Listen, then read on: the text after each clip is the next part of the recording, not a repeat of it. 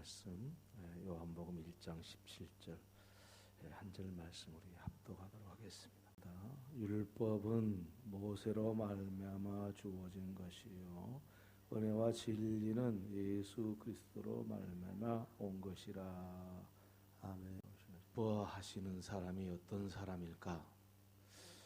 여러 가지로 생각을 할 수 있겠지만 성경적인 측면에서 그 말씀에 대한 답을 드린다고 한다면은 성령의 사람이 아니겠는가 하는 말씀을 드릴 수가 있겠습니다.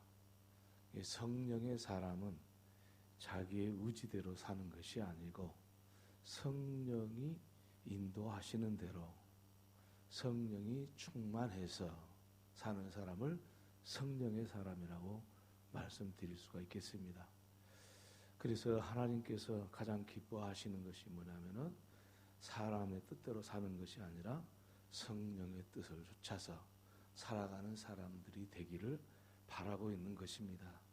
그래서 우리 안에 내주하시는 성령님이라고 그렇게 우리에게 성경은 말씀해 주고 있습니다. 사실 하나님만 좋아하는 것이 아니라 성령의 사람은요, 모든 사람이 좋아합니다.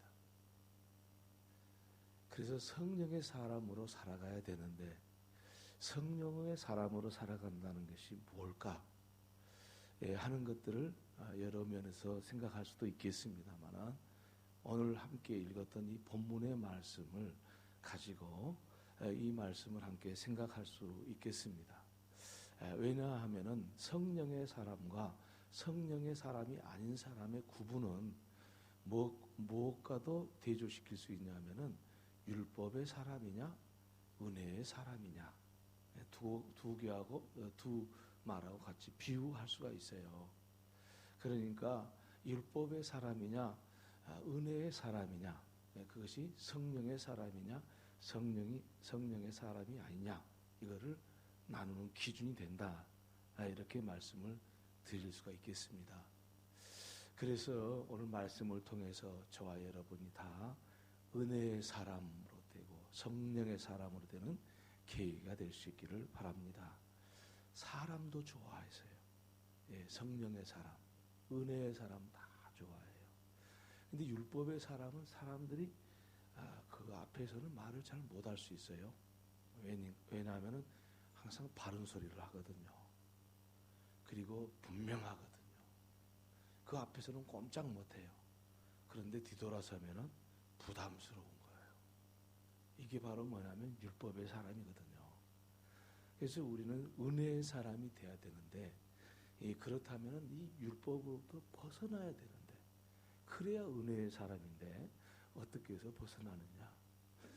간단히 말씀을 드리면은 성령의 사람이 됐을 때 은혜의 율법의 사람에서 벗어나서 은혜의 사람이 될 수가 있습니다. 성령의 사람이 된다는 것은 뭐냐 이거야. 그것은 곧 아까도 말씀드렸다시피 성령의 사람이 은혜의 사람이다.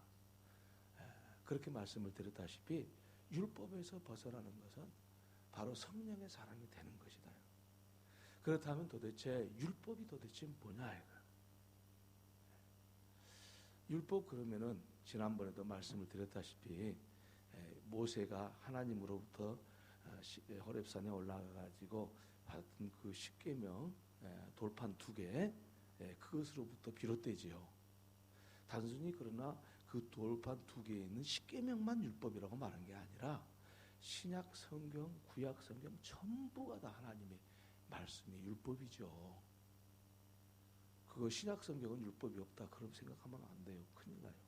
구약에만 율법이 있다. 그것도 말이 안 맞는 거예요. 흔히들 세대주의자라는 신학 사상을 가진 사람들이 있는데 그 사람들이 이런 오류를 많이 범하고 있습니다.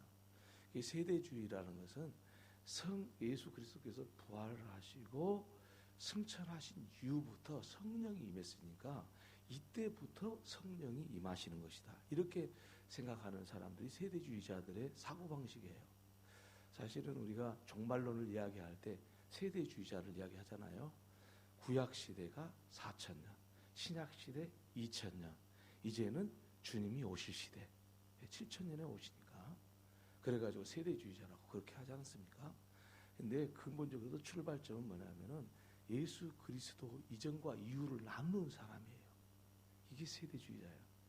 근데 사실은 우리가 알고 있다시피 우리가 처음 사람 아담이 범죄했을 때 그때 하나님께서 복음을 주셨잖아요. 그리고 복음의 역사를 이뤘잖아요. 범죄한 아담과 하와를 위해서 짐승의 생명을 끊어가지고 아담의 부끄러움, 하와의 부끄러움을 감춰졌잖아요. 그게 뭡니까?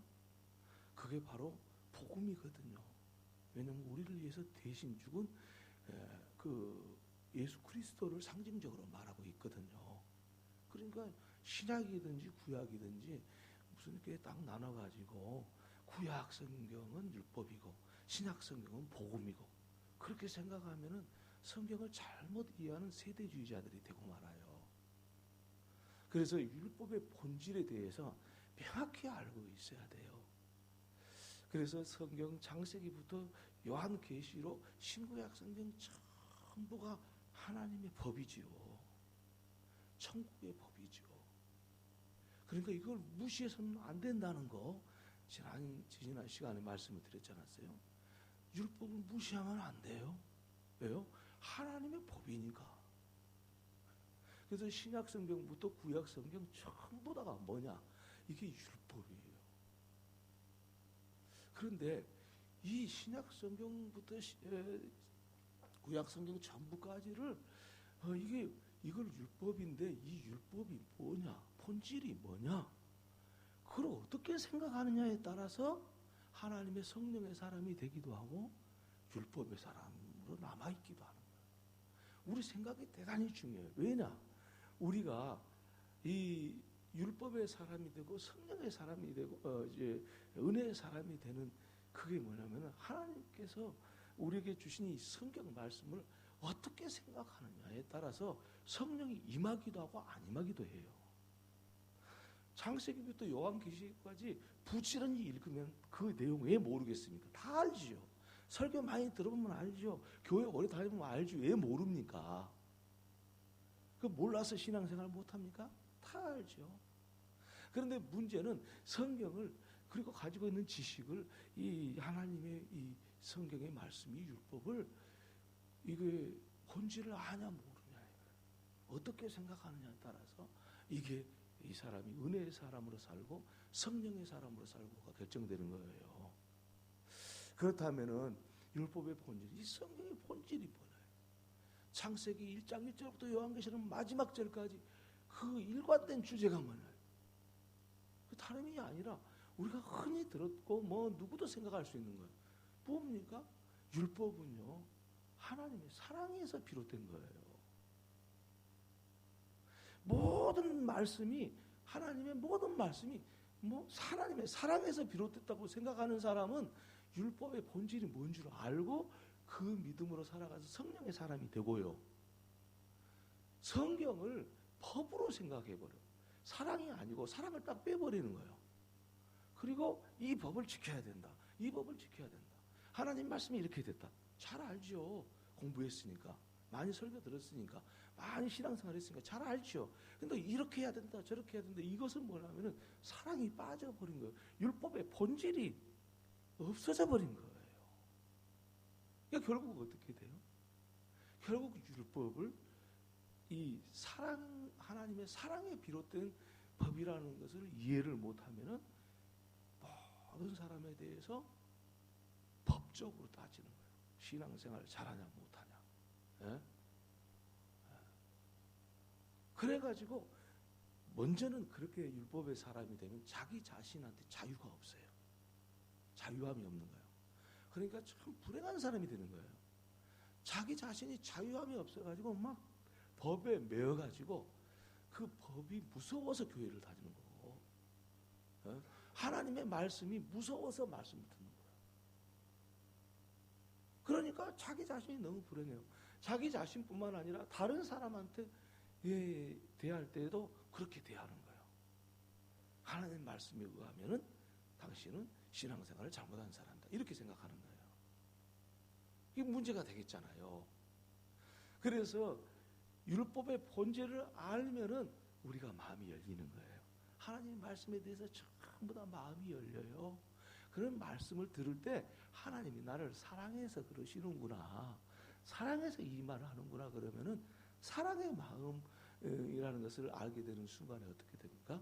하나님의 성령께서 그 말씀을 듣는 그 사람에게 임하셔서 성령의 사람이 되는 겁니다. 그런데 하나님의 말씀을 들을 때 그것을 사랑을 빼고 들어버리면은 어떻게 됩니까? 이거는 성령이 임할 수가 없어요. 머릿속에는 냉철하게 많이 알고 있어요. 근데 성령이 임할 수가 없다. 이게 큰 문제가 되는 겁니다. 그래서 우리가 율법의 사람이 되냐 은혜의 사람이 되냐에 따라서 하나님 앞에 성령의 사람으로 사느냐, 또 사람들 앞에 좋은 사람이냐 나쁜 사람이냐 결정이 되어버리는 거예요. 그러니 우리가 하나님의 말씀을 사랑에서 비롯됐다고 생각하지 않고는 우리는 하나님의 말씀을 한 조각도 우리에게 자유를 주는 말씀이 아니에요. 그런데 하나님의 말씀이 사랑에서 비롯된 것이라는 걸 시작하면 우리에게 다 자유를 주는 거예요. 자, 예를 들어서 내 부모를 공경하라. 그러면 오괴병이잖아요. 그럼 우리가 부모를 잘 공경합니까? 잘 못할 때도 있잖아요. 예? 자기 일이 바쁘고 부모를 잊어버리고 그럴 수 있잖아요. 그런데 내 부모를 공경하라, 그 말이 하나님의 사랑에서 비롯됐다고 생각을 해보십시다. 그러면은 그 취지를 분명히 알겠지 않겠어요? 그러면은 내 부모를 공경할 때는 너무 기쁜 거예요. 왜? 하나님의 말씀을 알아듣고 그 말씀대로 살아서 부모를 공경하게 되면은 내 마음이 너무 기뻐서 성령으로 충만한 사람이 되는 거예요. 그리고 자유함이 있는 거예요. 비록 내 부모를 공경하라는 그 말씀을 들었지만은 하나님의 사랑에서 비롯된 것을 알기 때문에 어쩌다 저쩌다 보니까 부모한테 참 공경하지 못할 수 있어요. 그러더라도요, 하나님의 사랑에서 비롯된 말씀이라는 것을 이해를 하게 되면은 다시 용기를 내서 부모를 공경할 수 있는 사람이 되는데, 내가 부모를 공경하라고 했는데 부모를 공경하지 못해서, 그리고 자기 자신을 정죄하기 시작하면요, 부모를 더 공경할 수 있는 사람이 되는 게 아니라 정죄를 받아서 더 힘을 잃어버려요. 그러니까 내 부모를 공경하란 말, 그 말이 하나님의 사랑에서 비롯된 것이냐 아니냐에 따라서 그 사람이 바꾸져 버리는 거예요. 얼마나 큰 변화가 있겠습니까? 그래서 내 부모를 공경하라는 그 말씀을 사랑에서 비롯된 것이라고 한다면은 우리는 어떤 결과를 가져가냐면, 우리는 모든 하나님의 말씀으로 대할 때마다 잘못했으면, 내 부모를 공경하지 못했다면 하나님의 사랑에서 비롯된 거잖아요. 하나님, 내가 좀 잘못했습니다. 좀 더 잘할 수 있도록 용기를 주시고 힘을 주십시오. 이렇게 돌아설 수가 있잖아요. 그런데 내 부모를 공경하라는 말을 지키지 못하고 이걸 하나님의 사랑에서 비롯된 말씀이라는 것을 이거를 생각하지 못한 사람은 어떻게 돼버립니까? 율법의 본질을 모르는 사람은 결국은 자기 자신도 부모도 멀어지고 이웃도 멀어지고, 누군가가 부모를 공경하지 못하면 신랄하게 비판하고 질타하고 그럴 수밖에 없잖아요. 어떻게 하겠어요? 그렇게 살 수밖에. 그러면 결국은 율법의 사람이 돼버리고 은혜의 사람이 안 돼서 나쁜 사람이 돼버리는 거예요. 결국은. 누가 다 좋은 사람으로 살고 싶지, 성령의 사람으로 살고 싶지, 누가 어떤 사람이 성령의 사람이 안 되고 싶은 어디 있겠어요? 그런데 그 비밀이 어디냐요? 하나님의 말씀은 다 사랑에서 비롯된 거지. 내가 잘 지켰든지 못 지켰든지 그게 중요한 게 아니에요. 못 지킬 수도 있고 잘 지킬 수도 있어. 그런데 뭡니까? 이것은 하나님의 말씀은 사랑에서 비롯된 것이라 생각하면 그 말씀을 지킬 기회를 다시 얻을 수가 있는데, 이게 그걸 빠져버리면요, 하나님하고는 점점 멀어져 버려요. 그리고 형식적인 신앙이 돼버리고, 머릿속에 많이 들어있는데 그에게는 자유함이 없어버려요. 그렇게 돼버립니다. 그래서 오늘 이 본문에 율법은 모세로 말미암아 주신 것이요 은혜는 예수 그리스도로 말미암아 온 것이다고 그렇게 말씀을 하고 있는 것은 무슨 뜻이냐면은 바로 율법에 진실된 것은 결국 그리스도에게 도달하지 않습니다. 은혜에 도달하는 거잖아요. 율법이 율법에서 끝난 게 아니잖아요. 모세로부터 시작된 이 율법은 결국은 예수 그리스도의 은혜로 끝난다는 거죠. 그러면 모세로부터 시작된 이 율법이 은혜하고 상관이 없다고 한다면은 이건 율법은 그야말로 사람을 죽이는 법이잖아요. 네? 그렇지만 이 율법은 곧 그리스도에까지 이르게 된다는 거죠. 그러면 어떻게 됩니까? 이 율법이 사실은 은혜로 가는 그 역할을 한 거예요. 은혜의 삶으로. 그래서 하나님의 말씀은 우리한테 다 법으로 들려와요. 그러나 그 율법으로 들려온 하나님의 말씀이 우리를 어디로? 예수 그리스도의 은혜로 가는 거예요. 자, 그렇다면 은혜라는 것이 무엇입니까? 우리가 알고 있다시피 은혜에 대해서 뭐 여러 가지로 설명할 수 있겠지만 우리는 그 가장 기본적인 은혜가 뭡니까? 그것은 다름이 아니라 우리가 갚을 수 없는 사랑을 받는 것이 은혜잖아요. 그러니까 율법은 하나님의 사랑에서 비롯된 것이고, 그리고 은혜는 뭐냐면은 우리가 갚을 수 없는 사랑을 받는 것 보고 은혜라고 하는 거니까 율법이 뭐냐? 곧 은혜라는 거예요. 우리가 갚을 수 없는 은혜가 율법이라는 거예요. 여러분, 흔히들 우리가 생각을 할 때 율법은 율법이고 은혜는 은혜고 이렇게 생각하면 안 돼요.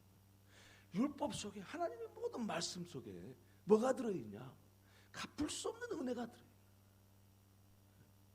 그게 중요한 거예요. 그래서 하나님의 말씀을 보자마자 우리는 모든 말씀이 우리가 갚을 수 없는 하나님의 은혜가 그 속에 들어있다는 걸 알고 하나님의 말씀을 봐야 돼요. 태초에 하나님이 천지를 창조하시니라. 그것도 하나님의 법 아닙니까? 하나님의 창조 질서의 법이잖아요. 여러분 생각해보세요. 하나님이 태초에 하나님이 천지를 창조했다. 얼마나 큰 은혜입니까? 그보다 더 큰 은혜가 어디 있습니까? 요한계시록 마지막 절에 보면 아멘 주 예수여 오시옵소서 그랬습니다. 그것도 하나님의 법 아닙니까? 하나님의 미래에 이루어질 법이잖아요. 그 법 속에 얼마나 큰 것이 위대하게 들어있습니까?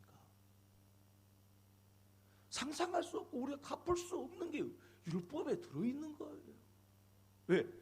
결국은 우리가 예수 그리스도를 통해서 그 은혜를 경험하기 때문에요. 그러면 그리스도를 통해서 온 우리 은혜는 어떻게 온 것입니까? 왜 우리는 그 은혜를 갚을 수 없다고 그런 겁니까? 우리가 알고 있다시피 예수 그리스도는 우리를 위해서 죽었습니다. 왜 죽었냐면은 율법으로는 우리가 그 율법 자체로 끝나면 우리는 살 수 없는 존재입니다. 공유를 입을 수 없는 존재들입니다. 그렇지 않습니까? 범죄했으니까. 그런데 하나님께서는 우리에게 율법을 주실 때 우리를 범죄해가지고 우리가 범죄를 해가지고 멸망받을 수밖에 없는 존재로 살아가도록 하기 위해서 법을 주신 것은 아니잖아요. 우리가 비록 현실적으로 아담 이후로부터 죽을 수밖에 없는 죄인들이지만은 하나님께서는 우리가 죄 짓기 전에 이미 하나님의 법을 주셨고 그 법은 바로 예수 그리스도에게서 완성이 되잖아요. 그럼 예수 그리스도가 어떻게 완성을 했습니까? 우리 죄를 대신 짊어지고 십자가에 죽으심으로써 은혜의 법으로 완성한 겁니다. 율법을.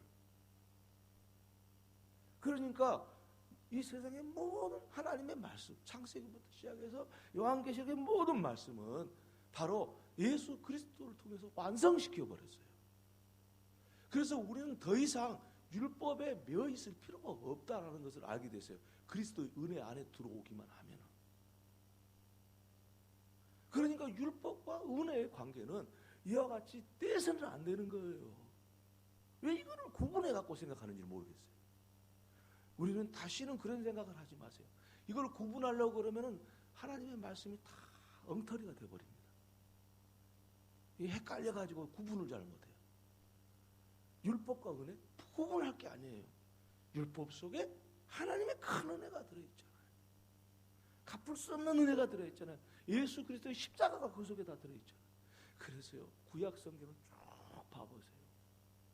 구약 성경 창세기부터 쭉 보면 하나님의 십자가의 은혜가 다 말씀마다 다 들어있어요. 노아 시대 때 사람들이 너무 죄를 많이 지었잖아요. 노아한테 방주를 만지라 해갖고 하나님이 노아 가족을 살려줬잖아요. 노아를 생각해 보면 노아는 정말 살 사람입니까? 노아도 죄인입니다. 그러나 하나님께서는 인간을 다 멸종시키지 않기 위해서 그리스도의 사랑을 거기서 드러낸 겁니다.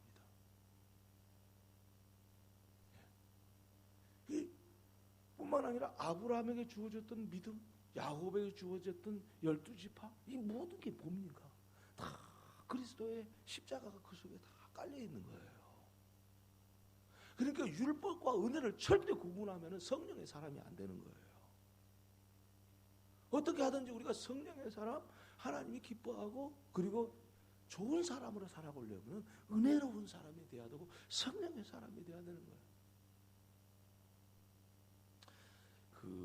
그런 이야기를 읽어본 적이 있는데, 우리가 성장하다, 어린 아이들이 성장하다 보면 항상 반항기가 있잖아요. 반항하는 그 시기가 있잖아요. 그래서 엄마가 하도 잔소리를 많이 하는 거예요. 그러니까 너무 엄마가 하는 잔소리가 너무 듣기 싫어가지고 어떤 아이가 집을 나가버린 거예요. 자기가 아직 돈도 벌지도 못하고 성장하지도 다 안 했는데 청소년 때 집을 나가버렸어요. 얼마나 힘들었으면, 자기가 견디기 힘들면 그랬겠어. 그 엄마도 너무한 거지.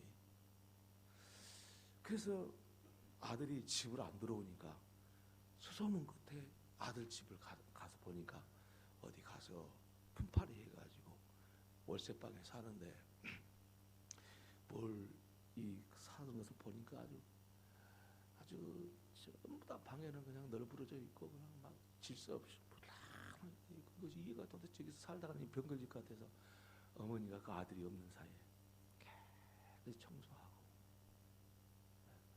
그 어렸을 때 그 아이를 품고 있는 제 엄마의 사진을 이렇게 붙여놓고 왔어요, 벽에다가.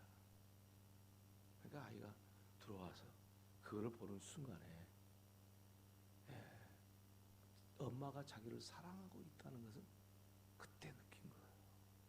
우리 엄마는 나한테 잔소리해서도 저건 사랑이야.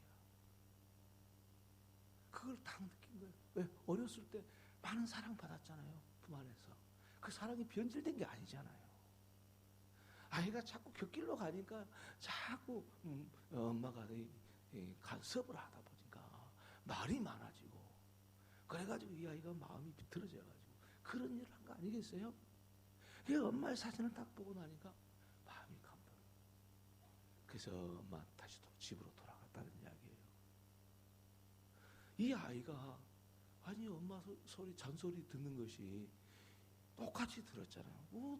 그 똑같은 잔소리를 어떨 때는 그것을 엄마의 사랑이 배어있는 잔소리로 알고, 어떨 때는 사랑이 없는 걸로 알고, 그래서 집을 나가고 들어오고 그게 결정이 된 거예요. 오늘 우리 그리스도인의 삶도 다 마찬가지예요.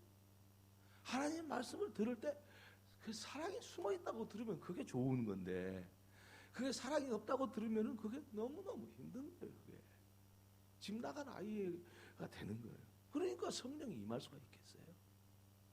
그래서 하나님의 말씀은 무조건 사랑으로 시작된 거다 라고, 우리가 이 율법의 본질, 하나님의 말씀의 본질을 꼭 잊어버리지 말아야 된다.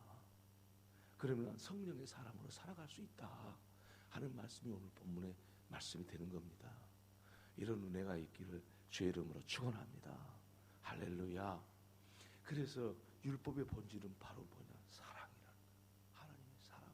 그리고 예수 그리스도에게서 그것이 성취된 거예요. 그 사랑이 온전히 드러난 거예요. 십자가에서. 그래서 이 율법의 본질이 그러한, 그래서 율법은 어떤 역할을 하느냐? 두 가지로. 첫째는 훈육 선생의 역할을 한다. 훈육 선생. 이게 무슨 이야기냐면은 아이가 성장할 때 바르게 자라라고 이렇게 해라 저렇게 해라 가르쳐 주시는 훈육하는 선생님의 역할을 율법을 하고 있다. 근데 훈육하는 선생님의 입장은 그 아이를 사랑해서 시작한 거잖아요. 그 아이를 못되게 하기 위해서 훈육했겠어요? 사랑하니까 훈육을 한 거지. 그와 같이도 훈육 역할을 하는 것이 바로 하나님의 말씀의 율법이다. 그래서 모든 성경은 바로 우리를 하여금 훈육하는 거예요.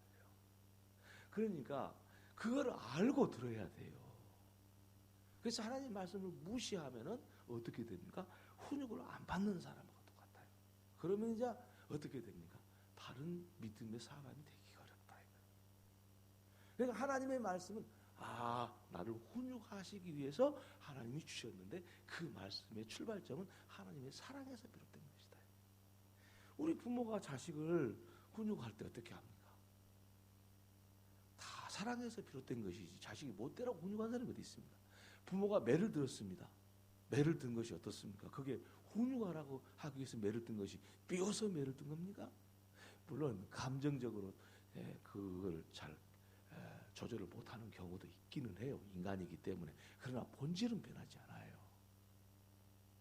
그래서 하나님의 말씀은 언제나 어떤 거냐? 이 율법은 바로 모세를 통해서 왔는데 이스라엘 백성을 하나님의 백성으로 만들어가기 위한 것이었다. 오늘날 그리스도인들을 하나님의 백성으로 하기 위해서 이 하나님의 말씀이 우리에게 주어졌다 하는 말씀이 되겠습니다. 그래서 우리가 하나님의 말씀을 대할 때마다 어떻게 생각해요? 내가 하나님 말씀을 통해서 뭘 배워야 될까? 이 생각부터 해야 돼요. 하나님 말씀이 나한테 뭐라고 하시는가? 하나님 말씀에 비추어서 내가 뭐가 좀 부족한 것인가? 어떤 잘못이 내게 있는가? 그걸 봐야지. 하나님 말씀은 다 무시해. 그리고만 자기 생각으로만 살아요. 훈육을 안 받는 거예요. 그러면 성령의 사람이 안 돼요. 그럼 은혜의 사람이 안 되는 거예요. 하나님 말씀을 그 말씀이 무엇인지를 명확하게 잘 살펴야 돼요. 그러면 하나님 말씀이 훈육 선생의 역할을 해서 우리가 하나님 백성으로 살아갈 수 있게 한다. 믿음의 삶으로 살아갈 수 있게 한다. 한 가지 더 율법이 하는 그 역할은 뭐냐면 그 율법의 본질은 역시 사랑에서 시작된 것이니까 그 역할은 뭐냐면 표지판이에요. 표지판. 이 표지판이라는 게 뭐냐면은 오른쪽으로 가면은 부안 시장이 나오고 왼쪽으로 가면 부안 예술가가 나오고 이런 것처럼 그거예요. 표지판 역할을. 표지판은 어느 때 표지판 역할을 하죠? 우리가 분별하기 할 때 분별해야 될 때 이 표지판이 필요하잖아요. 내가 길을 잘 몰라요. 그러니까 왼쪽으로 가면은 시장이 나오고 오른쪽으로 가면 예술가가 나와요. 그러면은 자 여러분 생각해 보세요. 잘 부안에 처음 온 사람이라든지 잘 모르는 사람은 어때요? 어디로 갈까? 오른쪽으로 갈까? 왼쪽으로 갈까? 고민해야 되잖아요. 인생이 우리가 다 압니까? 오늘 어떻게 걸어가야 될지 압니까? 사실은 인생은 다 미래를 사는 건데 우리 인생은 미래를 살잖아요. 내가 어디를 선택해야 되나? 어떤 길을 선택해야 되냐? 자꾸 선택해야 될 이 모를 수밖에 없는 그런 상황에 도달할 수밖에 없지 않습니까? 근데 하나님의 말씀은 뭐냐면 이 표지판 역할을 해요. 근데 이 표지판이 어디를 향해서 가게 할까요? 은혜를 향해서 그리스도를 향해서 가도록 하게. 표지판. 그래서 하나님의 말씀은 창세기부터 시작해서 요한계시록까지 전부 다 표지판 역할을 해요. 그래서 내가 분별력을 가질 수 있도록 하는 거예요. 내 생각으로 제발 하지 마세요.